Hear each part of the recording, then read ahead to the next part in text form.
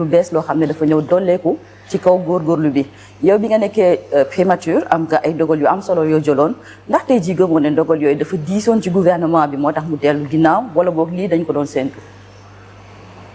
waaw xam nga jiiteem réew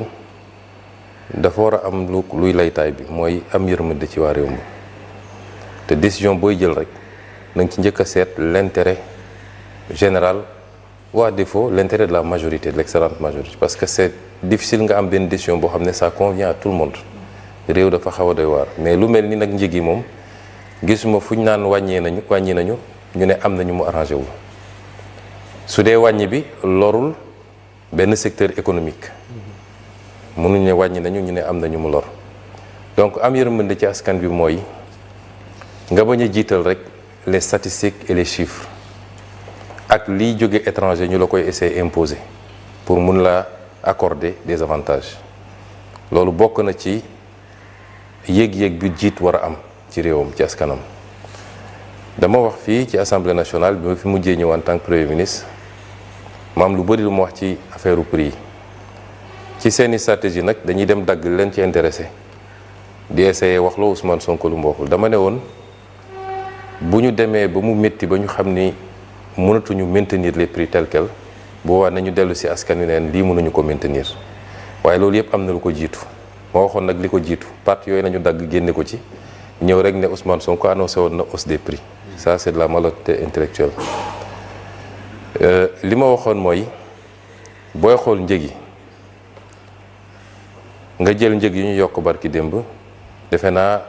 essence bi ak gasoil bi la te gëm naa ni leneen mun na ca topp parce que ba ñuy nguur-nguuri naan dañuy yokk njëg du tey jii daanaka bi ma génnee gouvernement ba léegi ñu ngi ci waaye li ñu doon wax mooy nañu préparer opinion bi nañu jàllale ay message buy jàll ci yenn presse yi pour préparer opinion bi ndànk moo taxoon lenn ci ñoom sax commencé génn naan subvention bi jóge na 200 xaw ma 400 milliards dem 700 milliards te dara amu ci en réalité mais c'était un travail de préparation de l'opinion mais ci ñaari produits yooyu su ma ko jëlee comme exemple rek soo xoolee structure des prix bi dafa am plusieurs parties boo jiitee nag booy teg askan wi leen da ngay xool man état bi ban part laa jël ci sacrifice bi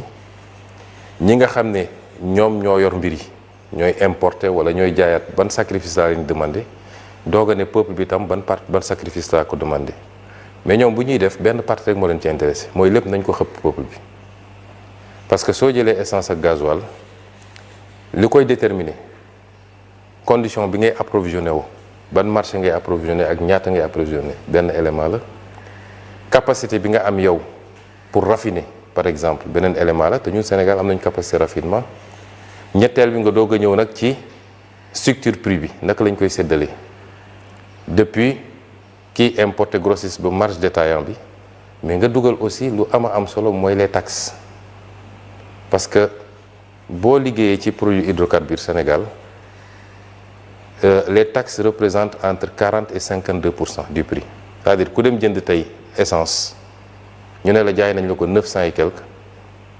entre 45 et 52% daanaka taxe la mooy li état bi di jëlaat moo tax keroog may wax fii assemblée te indication yi laa joxoon ministre des finances ak ministre de l'énergie ne leen bu leen ma wax subvention bi kese parce que subvention bi lenn la mais état bi day subventionné fukk daal di encaisser taxe ñaari fukk donc daanaka subvention bi existé wul réellement parce que da nga koy neutraliser te soo libéré prix ne yokk naa prix taxe bi day yokk parce que les taxes sont calculées sur le prix donc l'État encaisse encore beaucoup plus ba pare teg ko ci consommateur bi suñu doxee tuuti mu ne subvention bi dafa bëri dama génne fii les statistiques wax naa ko fii keroog Assemblée nationale boo jëlee les subventions masalan soo jëlee 2021 état bi mi ngi subventionné à 212 milliards mais mi ngi taxé à 450 milliards donc différence bi c'est 237 milliards nga jël 2024 état bi mi ngi subventionné 467 milliards encaissé taxe 682 milliards soit 214 milliards d'écart en faveur de l'État soo jëlee 2025 état bi mi ngi subventionné 380 milliards taxé 765 milliards différence bi di 384 milliards boo ci jël rek double bi pratiquement la ñuy taxé ñaari at la écart bi négatif te boo seetee ñaari at yooyu muy 2023 ak 2024 mun nga ko méngale ak ay années de crise préélectorale donc boo bëggee retoucher les prix li jaadu mooy da nga naan d'accord taxes yi dama koy wàññi y a 4 ou 5 séries de taxes yuy dugg y a la TVA les droits de porte FCIB bi le fonds de soutien à l'énergie ak la taxe spécifique muy 5 taxes yoo dugal ci prix énergie bi ñun ñoo ëpp lu ñuy taxé dans l'Afrique de l'Ouest le prix de l'énergie donc moo joxoon teg ndigal ne léegi nañu njëkk a wàññi taxes yi boo wàññee taxes yi mun nga conséquemment wàññi subvention bi ñu xool ban équilibre lay joxe mais ñoom ils ne feront jamais ça te si je n'étais pas parti la primature parce que man wàññi naa prix essence bi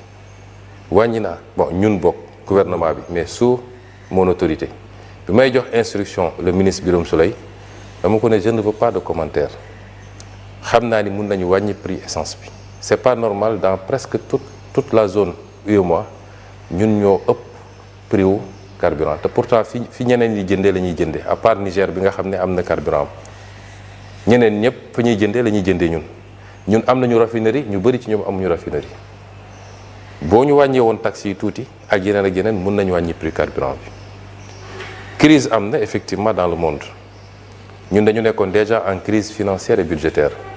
ndax bor bi ñu fekk fii war koo fay ñu ñëw guerre Moyen-Orient am beneen crise tegu ci mais ànd ak loolu yépp man gëm naa ni suñu defoon liggéey boobu ba pare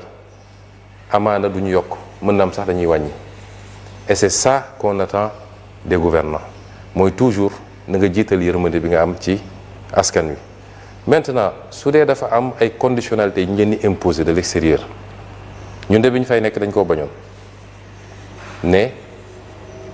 ajustement ak restructuration ça se fera pas au détriment du peuple sénégalais te wax naa ko suñu conférence de presse jour bi ñu génnee gouvernement bi moom président suñu dernier jotaay bi ñu waxtaanee di xawal ndax dañu déggoo am déet ci gouvernement bokk na ci ñaari laaj yi ma ko laajoon mooy est-ce que njëg yi dina yokk mu ne ma non njëg yi du yokk on va maintenir ñaareel mooy est-ce que di ngeen nangu restructuration mu ne ma non mais li ñu commencé nii ajustement structurel la. ah oui ah lan mooy ajustement lu dul on vous impose de l'extérieur